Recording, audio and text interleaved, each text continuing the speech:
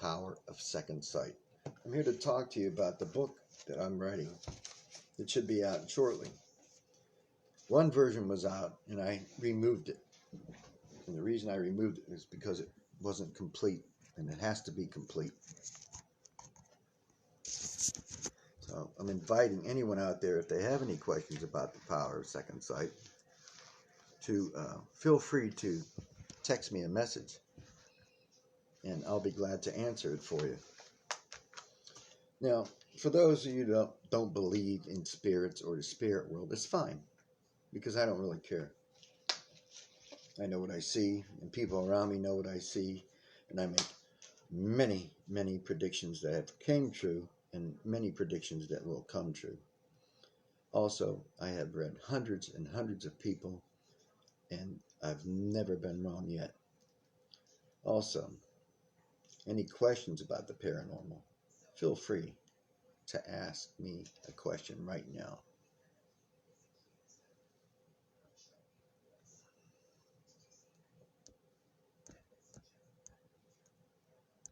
I'm going to put something down right here and put it out there for you to see it. Feel free to ask me questions.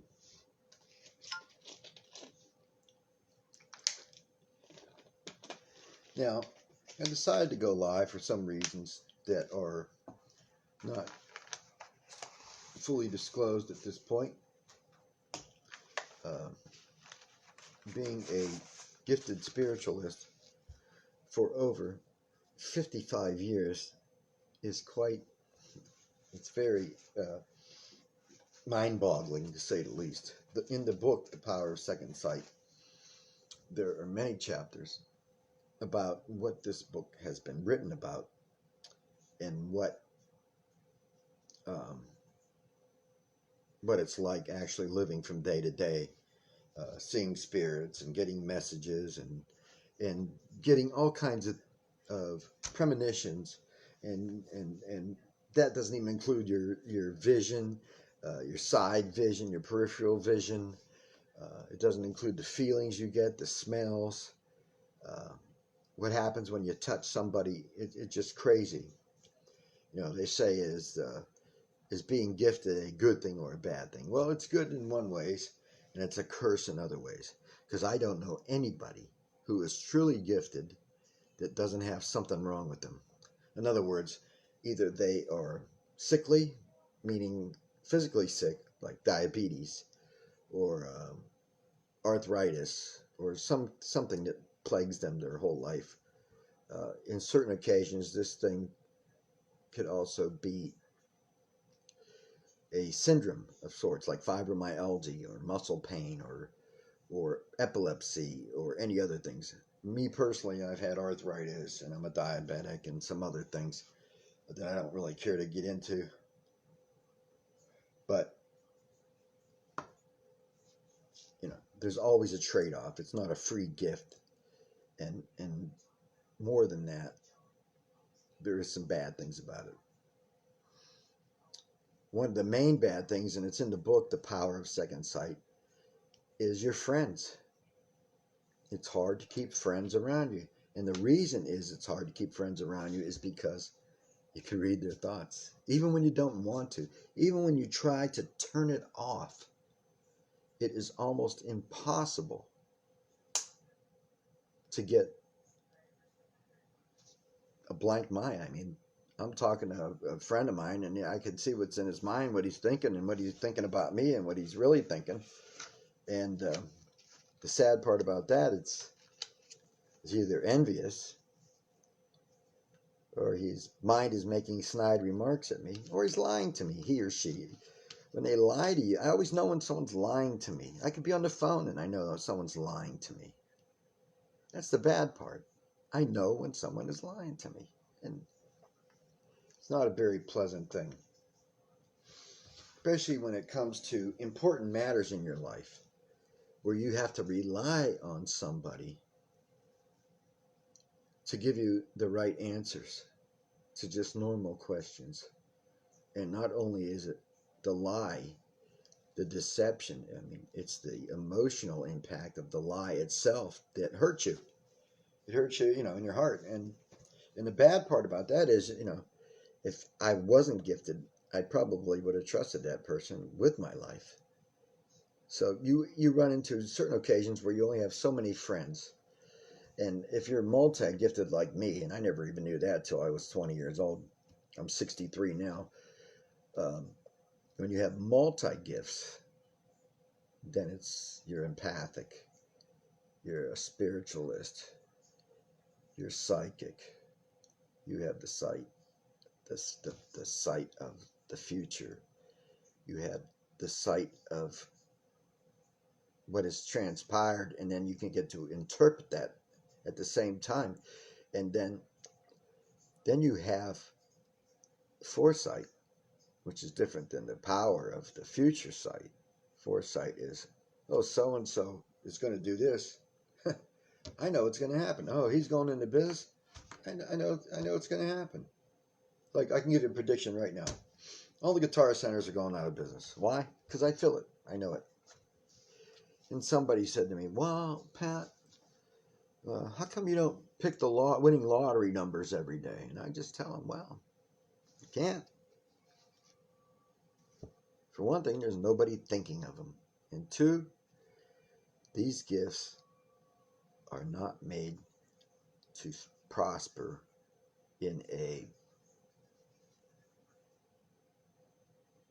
unchristian-like manner would be the right way to put it, or an unethical manner. You cannot get these gifts in an unethical manner and use them for personal gain.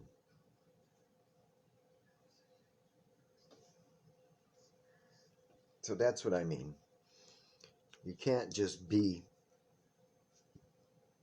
just can't be there to pick the winning lottery numbers every day and win the money and so on and so forth, because it doesn't happen that way. It's not made to happen that way. Another thing about these psychic powers and ESP and all that, you don't have them 24 hours, 7 days a week, 365 days a year. Some days you have none. And if someone says, oh, I can read anybody anytime, blah, blah, blah, they're lying to you. They're lying to you.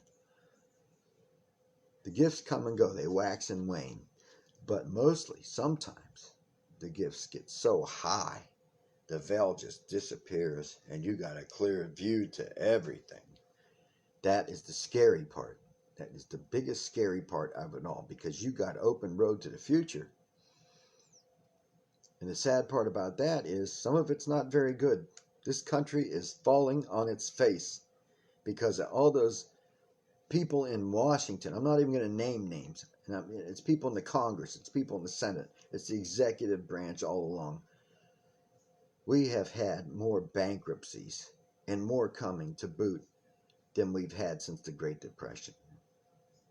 There are so many places. There's so much bad coming. I just can't even. It makes me sick. I'd like to just flush it all down the toilet because it's all bad. It's all bad. Because nobody cares. Everybody's got the me syndrome now. The other part about having these gifts is you walk around in a grocery store. And you're walking around and you pass by people. And you happen to pick up what they're thinking. Some of the things I pick up are just crazy. You just wonder how these people make it every day. You wonder how they live. This one's going to borrow money off so-and-so. This one's wondering if she has to go to the toilet. The other one's wondering when you bump into them, especially when you bump into a direct connect is bad, let alone a handshake. You can get their innermost thoughts. Oh, I need sex really bad. And look at that chick's ass over there. And look at this and look at that. And, where can I get some money? Or I need a fix. I need to score some reefer. These are the things I pick up every day. I don't say what I pick up every day to my wife or anybody close because it's not, what good is it? What good is it? I deal with it in my own way. And the reason I deal with it in my own way, without passing it along, unless it's very important, is because I know how to deal with it. When you have 1,000 streams coming at you at one time, how are you able to collect your thoughts and put them in any certain type of order? I have my own mythology, and that works for me. And sometimes I just let them all go by, unless they start knocking really hard. Like if I get a dream or a premonition, and something is gnawing at me, then I know it's really important. You got to really knock loud at my door to get a reaction out of me if you're in the spirit world. And that reason is because when you have all this coming at you 24/7, even when your gifts ain't high, the volume isn't high or the veil isn't thinner than normal, you still get the premonitions, the intuitions, the messages. And not all messages are clear. Some of the messages are broken up. They're broken up into bits and pieces, and then you have to try and put them together like a jigsaw puzzle, except it's not all at the same time. It's more like a jigsaw puzzle that is over a period of time. And then you can think back, oh yeah, well this goes with that piece, and this goes with that piece, and blah, blah, blah. I remember one time when I was around 17, 16 years old. This is a perfect example of what I just talked about, and it's in the book too. I kept having this dream. It was in our old house on the north side on Francisco. I kept having this dream over and over again about some old man. I knew the guy. I knew him. Can I say the name? No, because I couldn't think of it then either. And he's telling me, in the basement, Pat. He called me Pat. Just in the basement where they clean out the fireplace. That's where it's at. And every night for a week and a half. Finally, before I went to bed, I said, I need more information. I need more information.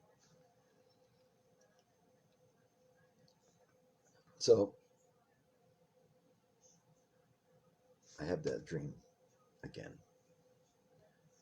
And he says, Pat, the money is in the clean out of the chimney in the fireplace.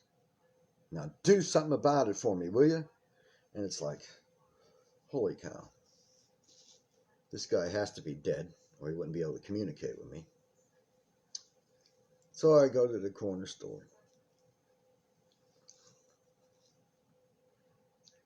And I talked to another neighbor, and they said, so-and-so died across the street from me. I said, oh, yeah? I didn't know that. And I said, I didn't know that. And they said, well, he died like 3 weeks ago. And his wife's really having a heck of a time.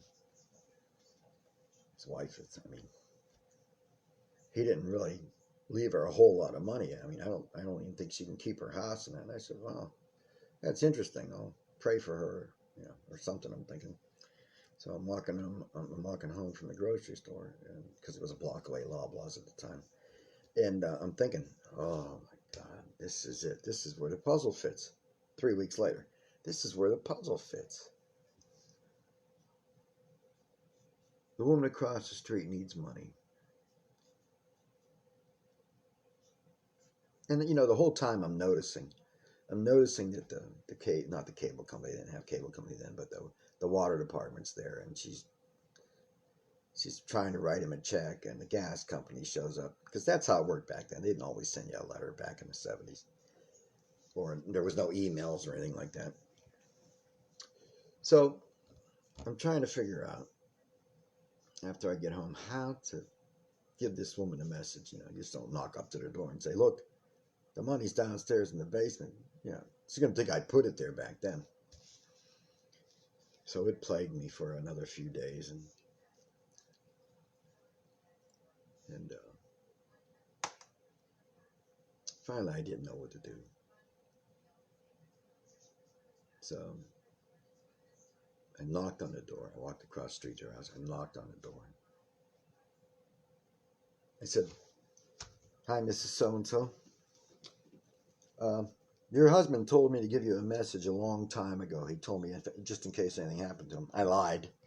And I said, he said, look in the basement in the chimney clean out. And that's all I got. You know, she looked at me, what are you talking about? I said, just look under there. Look where he cleaned it. She says, I know where it's at. He used to clean it out all the time. He's always messing around there. I said, all right, well, I did my part. I gave you the message he told me to give you in like 10 years if anything happened to him, which is basically a way of going around my gifts. Because if I told her, hey, I dreamed of this, she'd tell me I was crazy. So another week goes by, and I look over, you know, I was always outside playing. We had a dog. We had a box where I was outside playing with the dog, running around that. And there's a new car in the driveway. And I see things being repaired on the house. And I said, good, you know, message delivered. So I see her grandson out there. He's about a 14-year-old, 12, 13, 14-year-old kid riding his bike. His name was Joey. So I walk over to him. He knew me because I always used to goof around the kid, you know, play frisbee with him or, you know, keep him occupied. Yeah, like he was, you know, because he was bored. He'd stay over periods of time. And I said, hey, hi, Joey, how you doing? He says, Pat, my grandmother found a bunch of money in the basement, but I didn't tell you. I said, oh, hey, I don't know nothing. You don't tell me nothing. He says, she found $150,000 in the basement. And she gave my mother money, and she's doing all kinds of things with it. I said, well, that's good for her. Good for her. Well, I figured there'd be money in there since the dream kept coming to me in the premonition. I figured maybe 10, 15,000, but I didn't know the figure because you don't always know everything. And it was validation and verification of the dream and what has transpired because of it. And that's important stuff. It's important stuff. In my book, the first time that I've seen any type of entity, I was about 6 years old. And in downtown Youngstown, there was a church on the corner of Rand and Wick. Wick, yeah. It was across from the main library there. And I went to a church there called St. Joseph's Church. I was in first grade. It was a Catholic church in there. You know, they had those nuns in there that just tear you up. I mean, I was a bad little boy. Believe me, I was a really pistol, especially for my mother. And I remember one time we got up. Every morning we'd go to school and we'd get up and say the Pledge of Allegiance to the flag. We're all there like that. And in front of me, there's a kid. We're saying the Pledge of Allegiance to the flag. And bam, he just falls over, dead. I was mortified.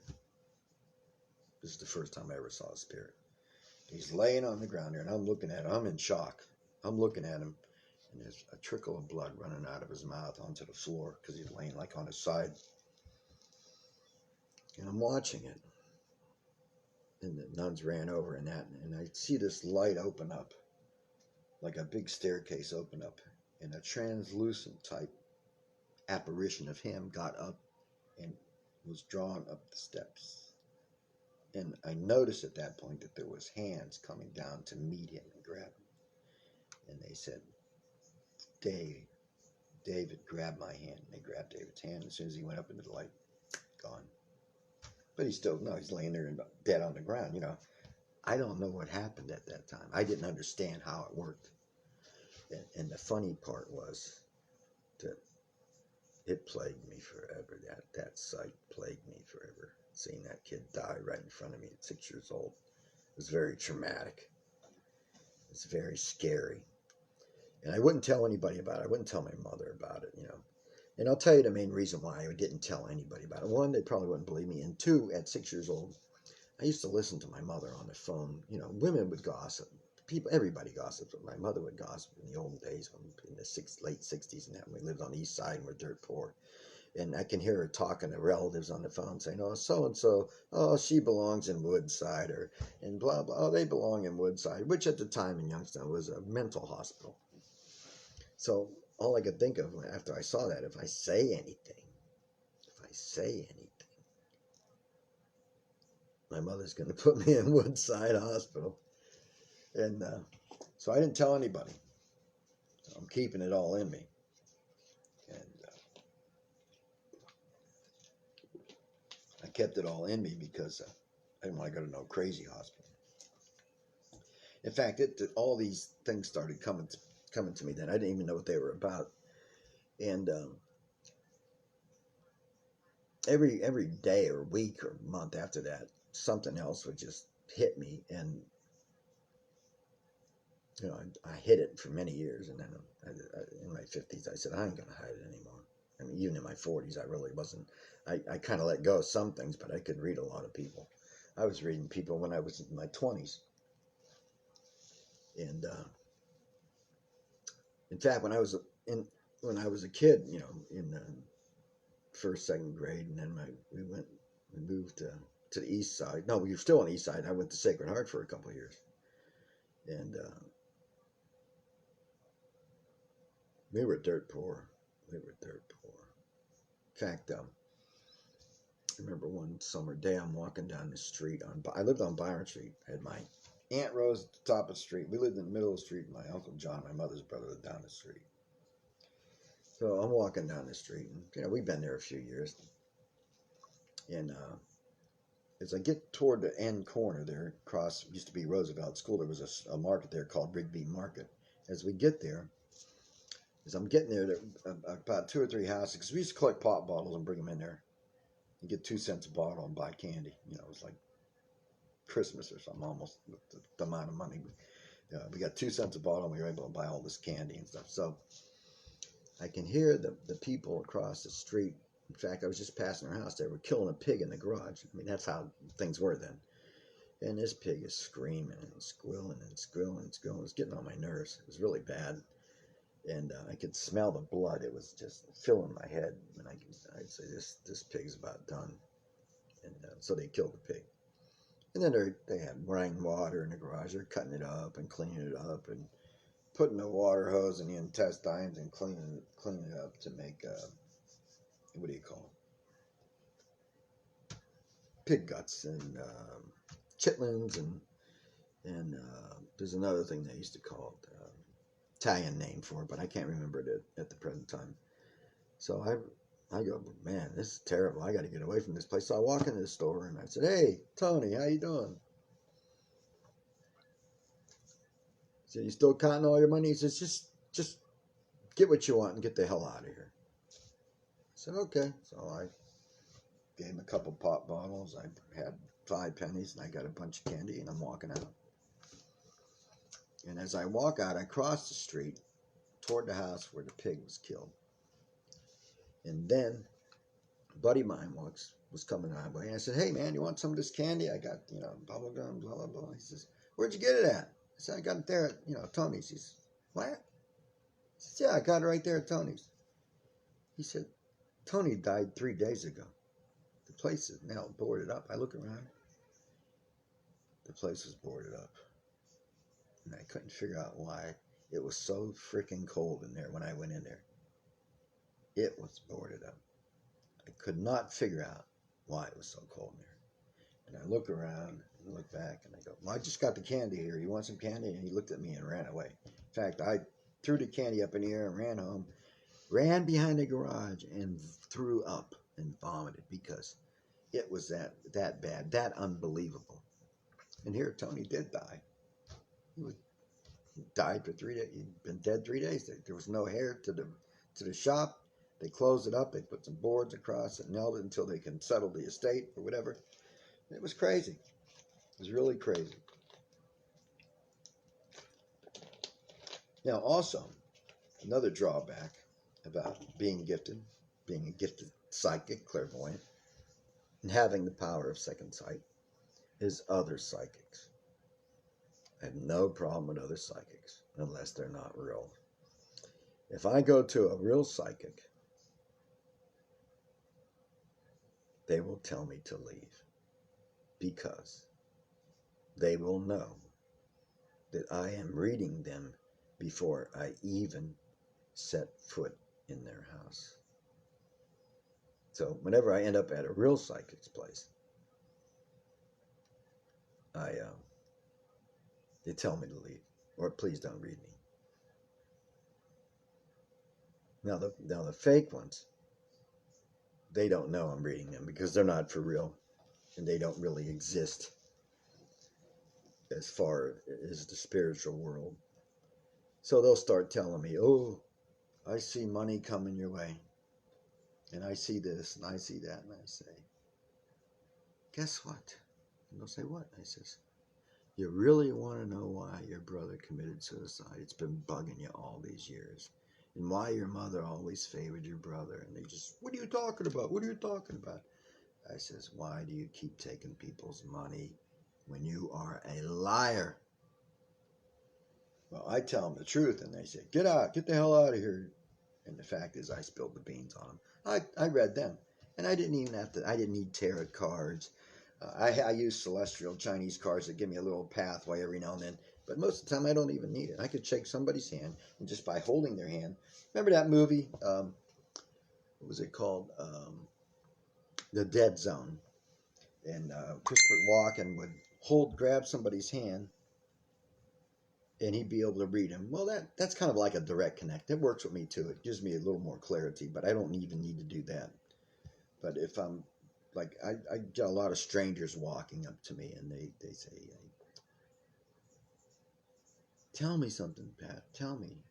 We know who you are. And it's like, what do you want to know? And I tell them. I give them a little sample, because if I work real hard, I just can't do it. I can't do it all day long without it wearing me out. So let's move on to something else that deals with psychics. People say, well, what do you tell people if they're going to die? Now, we're all going to die. That's the way the fact is. We're all going to die. Do I know when some people are going to die? Yes, I do. Do I tell them? Never. It is not up to me to tell somebody when they're going to die. Now, I've had people come up to me with sick relatives and that, and I says, well, things aren't looking good, and I would make the necessary preparations to brace yourself. It's more like a hint I'm telling them that something is going to happen. And I remember this woman, this is about 2 months ago, I became friends with her, and she knew what I do and what I am. And she starts telling me about her husband, and I said, stop there. I said, I could be frank with her, because we were good friends. And I told her, I says, he's got cancer. It's all through his body. She says, well, they didn't catch that. I said, well, I'm telling you, it's there. So I run into her I go back in the restaurant with shorts. I go back there about 3 weeks later, and she comes up to me. She says, Pat, you were right. He's got cancer all through his body. It's metastasized into his brain and everything else. I says, well, I'm sorry to hear that. Well, I told her, for one thing, because I knew she didn't love him. And I knew that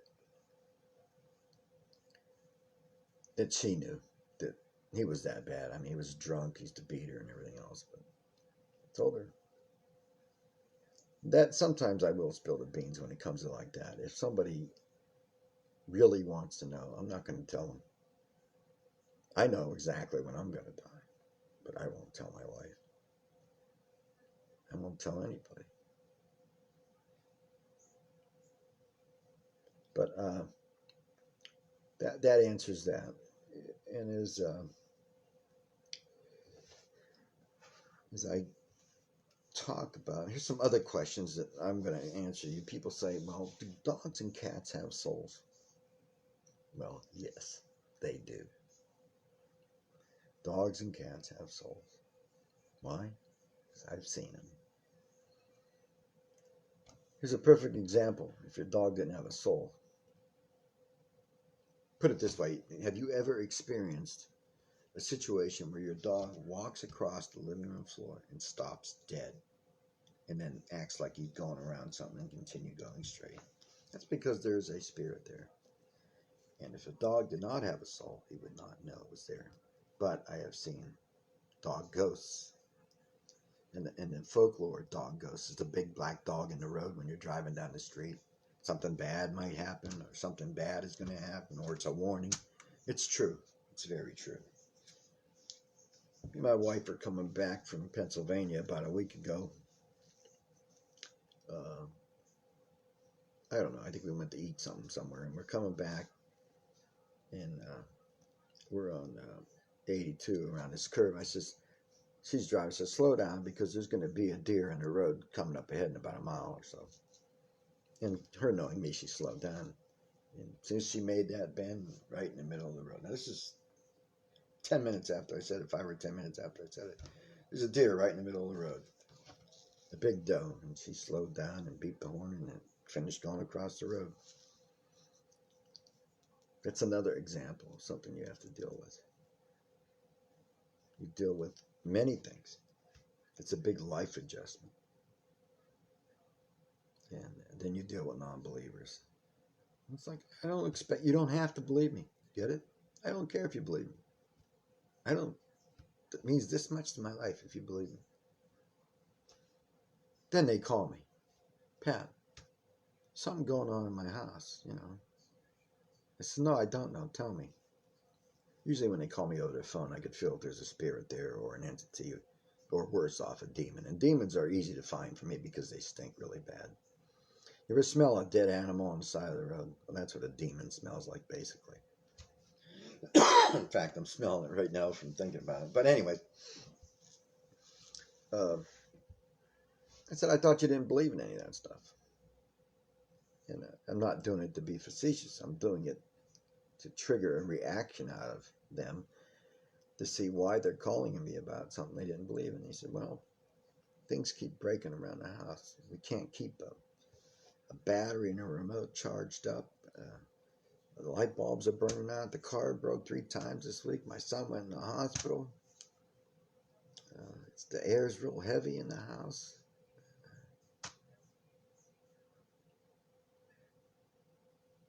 And he says, you know, keep having nightmares.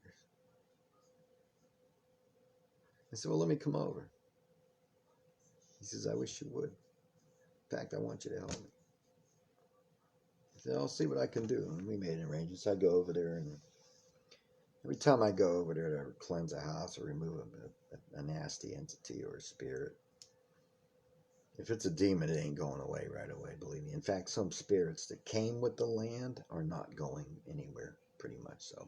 Sometimes you can get rid of them, but if it's an old Indian burial ground, homes were built over or whatever, it's a whole different story. You're dealing with a lot of forces here that really aren't there to leave. They're there to stay. And they ain't going into the light. They ain't going anywhere because they don't even know they're dead half the time. It's like someone that goes to a cabin and they buy it and it's been there 100 years, and they put an addition in it, a new addition on one side of it, and it's connected to the old addition, but they only have bad things happening in the old addition because the spirit doesn't recognize the new addition. It's not part of his home because it wasn't there before. The land is, yeah. So I go over to this guy's house and I do some things. The way I get rid of spirits is I use Christian values and I use some Indian tactics because they're medicine men and magic men. We're not really magic to them. It was just everyday life, like the Yanawana and other people down in South America. The magic in their life is not magic at all. It's just life. And I do things that wake them up and say, look, I'm here, and you better give me a damn good reason why you're going to stay here. Because if not, I'll be moving you along. And if they don't want to go into the light, they don't go into the light. They go somewhere else. Where do they go? I don't know, but they're not going to be here. Spirits live off energy. They don't live off electrical energy. Look outside, there'd be jillions of spirits sucking juice out of the electrical pulse. No, they live off emotional energy. Crying, laughing, sadness, happiness, depression, anxiety. Any type of emotional energy. Arguments, drama. That's how they get their energy. And most of these spirits won't go into the light because they think they have a purpose on life. They have a purpose on earth with their life as a spirit. And getting rid of them is not always that easy. And after I went to this guy's house, I did some things. I saged the house, what they call a cleansing. you burn sage and you walk around, and I use ritualistic sayings. I plead the blood, which I'll get into later on. I make the owner demand them to leave because it's their house, not mine. And we do some other things. I use certain things out of a prayer book and a Bible that has always worked great for me. It doesn't work all the time because sometimes, I don't care who you are, you're not getting rid of these spirits. With all the hate in the world today and all the bad things going on, these spirits, these malevolent spirits, are just having a party. It makes me very sad because you go to a department store or a grocery store and there's all these mean people cutting you in line, and when you can read their thoughts, it's worse, you know. I walk by, look at this guy, he thinks he's all this and that. I'm thinking, I don't say nothing, I say, I'm just walking by. That's what I'm thinking, I'm just walking by. I'm not putting on a picture for anybody. I'm not putting on any type of moss, as they used to call in the old country, you know, looks or ego, narcissistic things. And it's just me, you know what? I ain't any better than anybody else. I grew up dirt poor. I've been rich, I've been poor, and I have never changed. And I never will change. Because we all got to eat to live. We all have to breathe the air, or we're going to die. So it doesn't make any difference to me. With all this craziness and all this badness and hatefulness in the world is just absolutely terrible. It makes me sick.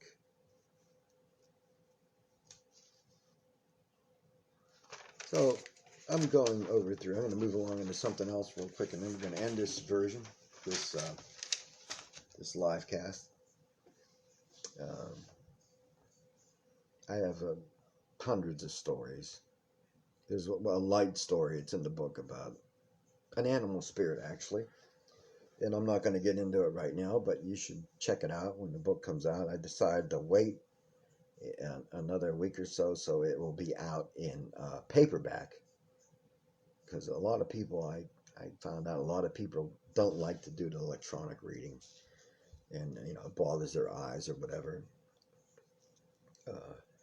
But there's a lot of, when I said that spirits live on emotional energy, they tend to go toward weak people. It doesn't always have to be weak-minded. It doesn't always have to be weak physically. And every now and then, the really bad spirits will go after Christians or people with strong faith, whatever religion, and they will attach themselves to them, and the person will virtually change in a short period of time. And people have called me negative. But see, my problem is I'm a realist. I know it was reality.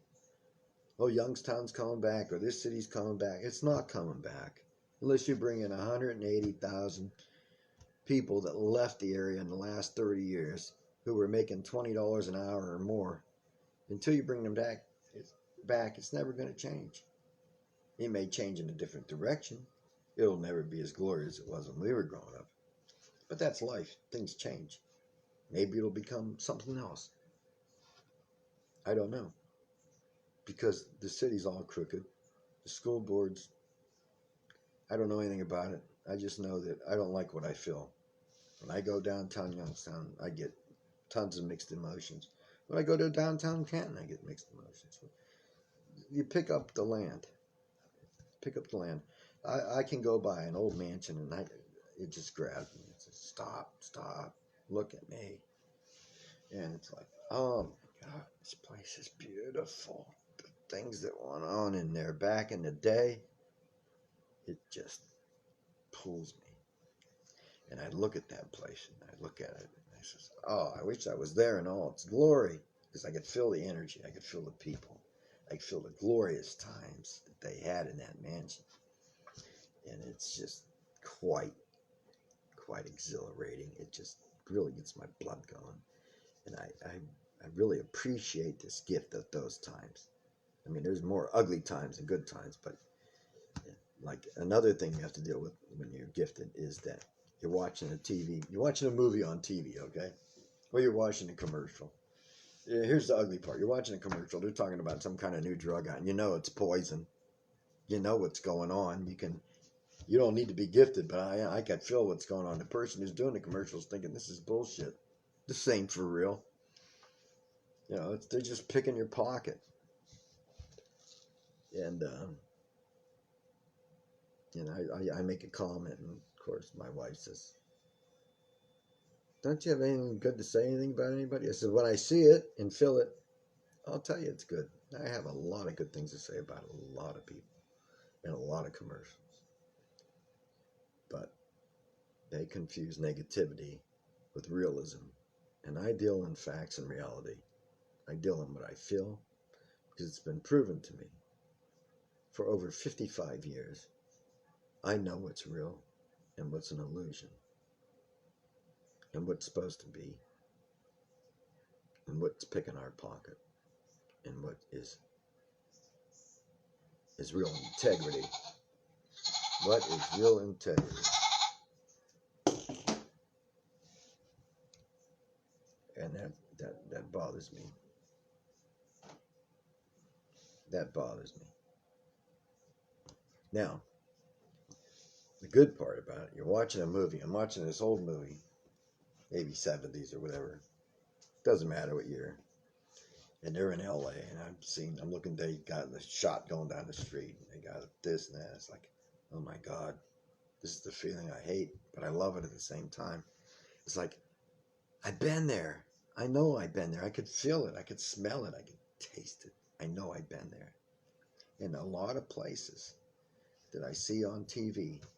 I mean, I've been a lot of places, but the places I see on TV that actually grab me and say, you know, blah, blah, blah, blah, blah. Like, I'll give you an example. For one place would be out in that place in L.A., Wall Street. It's called Skid Row. I know I've been there. Do I believe in reincarnation? I don't think I do. Sometimes I do, sometimes I don't. But I'll watch this movie, and they've got these beautiful country roads in there, and it's by one of the Great Lakes or something. It's like,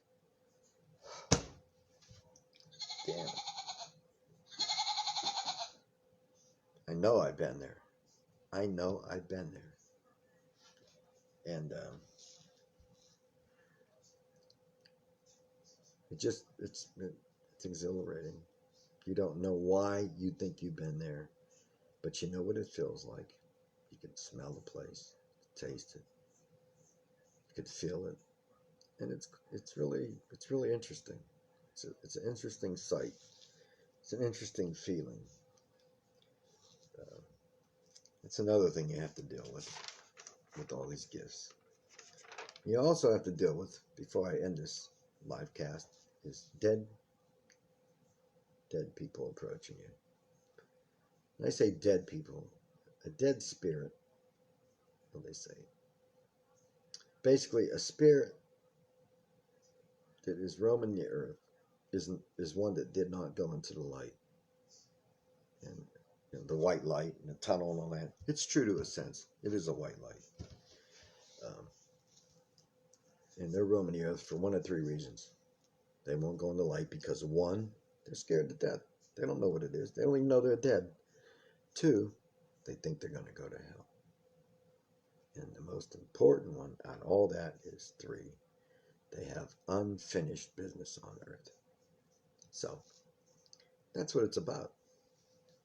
And that's why they don't go into the light. And that's why there's so many spirits roaming the earth. And you're liable to run into an energy vampire, which is a spirit that's trying to suck your energy out of you, your emotional energy. You'll find more of those at the supermarket than you will in the cemetery. Most of them are dead. The only ones at the cemetery are bad spirits. Because the good people that all died already went into the light.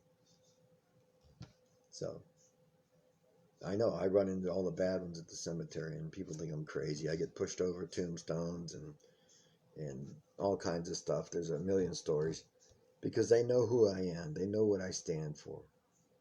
I have I stand for what is right and what is good. I don't stand for the dark side, like in Star Wars or whatever. I stand for which is good, and good has no wrong answers.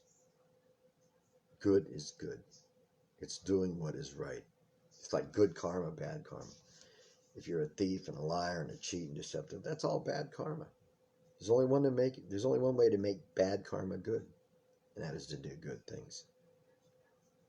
Give somebody money for something, or do somebody a favor, but don't expect anything in return either, because then it deletes the karma, the good karma. But that's a whole chapter in my book, and it's very interesting how you deal with karma. What's on earth, and what is good karma? You'll know when you feel it. Because people say, well, God has a plan for me, and I'll be okay. No, God does not have a plan for you. If he had a plan for you, you'd go to church every Sunday. You wouldn't break any of the commandments. You'd have integrity out the wazoo, and you'd go right to heaven. There's no plan for that. You may get options, but there's no plan. Because one reason, and one reason only. There is no religion without faith. And without faith, there is no religion. End of story. If you don't have faith, there's no religion. And if you don't have no religion, you don't have any faith. So, this is your test on earth right now. Make it a good one. Pass. Do good things. Do good things to people. I'm not saying go out of your way and devote your life to helping people, unless you want to. But these are good things that you can do to get good karma. And good karma will help you. It will help you go to heaven.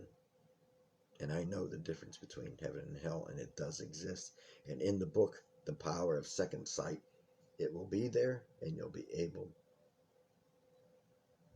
to know the difference and what is the proper way to get there. What is the proper way to get into heaven? And I'm not a preacher. I'm an ordained minister, yes. I have to be for one reason, because I'm a psychologist too, and a parapsychologist. And I study the dead, and I study what they do, because I've talked to them. I might as well study them. I'm going to get into some other things in my next live broadcast. It's been great talking with you. I hope you learned something from it. And remember, the book will be out first week of December on paperback. This is Pat Tucci saying Namaste.